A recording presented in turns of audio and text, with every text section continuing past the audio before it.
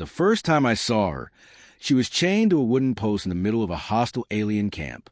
Her pale blue skin glimmered in the twin sun's light, her silver hair tangled from days of captivity. The alien girl's violet eyes were defiant, even as a tribe of raiders jeered, throwing spears into the dirt around her feet to test her resolve. I had no business being there. A lone human mercenary, wandering too close to the frontier, was just asking to get his skull split. But something about her, the way she refused to break even when facing certain death, rooted my feet to the ground. And that was when arrows came. The raiders had spotted me. A shout went up, guttural and harsh. Dozens of bows bent, their obsidian-tipped shafts gleaming. My brain screamed at me to dive for cover, but my body moved in another direction, straight toward her. Down! I shouted, even though I knew she didn't speak Terran standard. The first volley sang through the air. Instinct made me throw myself in front of her. Arrow struck, one bit deep into my shoulder, another sliced across my ribs, and a third buried itself just above my hip. The pain was white-hot, but I stayed standing, my arms spread wide, shielding her body with mine. The raiders expected me to fall. Instead, I pulled my rifle from its sling and fired. Blue energy bolts tore through the camp, scattering warriors. My blood slicked the ground, but I didn't stop until their shouts grew distant and the survivors vanished into the tree line. When silence finally fell, I collapsed at her feet. Hashtag the rescue. I half expected her to leave me there. Why wouldn't she? I was just another stranger who had foolishly bled for her. But gentle hands touched my face. She knelt, her long fingers trembling as they traced the shaft of the arrow lodged in my shoulder. Human, why? She whispered in broken standard. I tried to smile through the pain. Couldn't just watch. She didn't waste time arguing. With surprising strength, she broke the shaft and pulled the arrow free. I screamed, then passed out. When I woke again, the world smelled of herbs and smoke. We were in a cave, its walls glowing faintly from bioluminescent moss. My wounds were bound in alien cloth, smeared with a cool salve that dulled the throbbing agony. She sat nearby, watching me with those violet eyes. "You not die," she said, her voice husky but determined. "Not yet," I rasped. Her name, I learned, was Selira. She was the daughter of a clan chieftain, captured when raiders burned her village. She had expected to be executed, or worse. But then I appeared, foolish and stubborn, and put myself between her and death.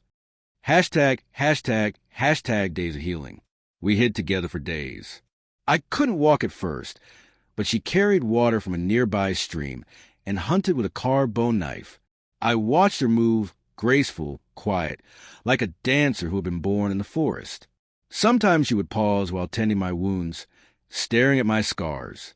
My body was a road map of battles, blaster burns, knife cuts, old bullet wounds. She would touch them, softly, with a mixture of curiosity and sadness. "You hurt much before me," she murmured one night. "Part of the job," I replied. "But you were worth it." Her lips parted slightly, as if the word surprised her. She turned away quickly, but I saw the faint glow in her cheeks. Hashtag the return. When I could finally stand again, Selira insisted we return to her people. She led me through the dense alien forest until we came upon a village carved into the side of a cliff. Her people rushed out, stunned to see her alive, and even more stunned to see a battered human at her side. I expected hostility. Instead, there was silence. Then her father, a tall, broad alien with silver horns curling from his temples, stepped forward. "You protected my daughter," he said in flawless standard. "You bled for her. That is a debt beyond words." The tribe welcomed me as though I were one of their own. They feasted in my honor, presenting me with garlands of woven light flowers. Selira sat beside me, closer than custom dictated, her eyes never straying far from mine. Hashtag the reward. But the true reward came later. That night, as the village slept, Selira came to me. She wore simple woven cloth, her silver hair braided, her violet eyes burning with intensity. "You risk life for me," she whispered.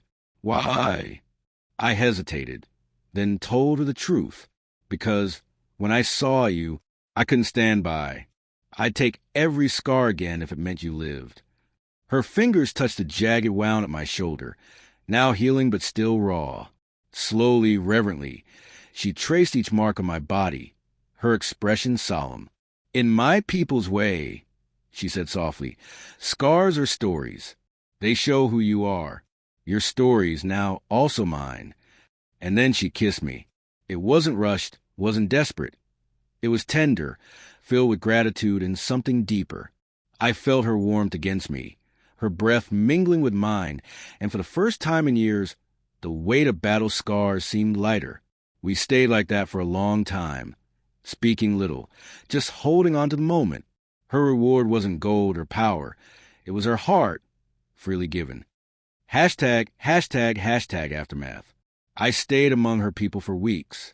My wounds healed, but I found myself reluctant to leave.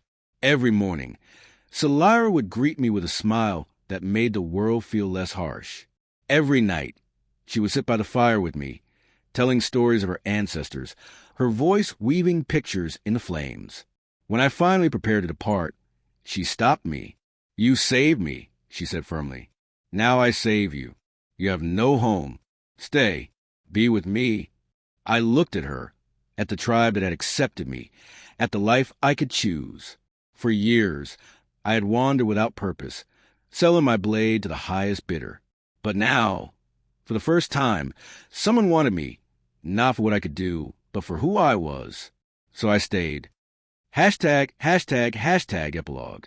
Sometimes when I wake in the middle of the night, I still feel the phantom sting of those arrows. The scars ache when the air is cold. But when Solyra's hand finds mine in the dark, I remember that those scars bought me more than survival.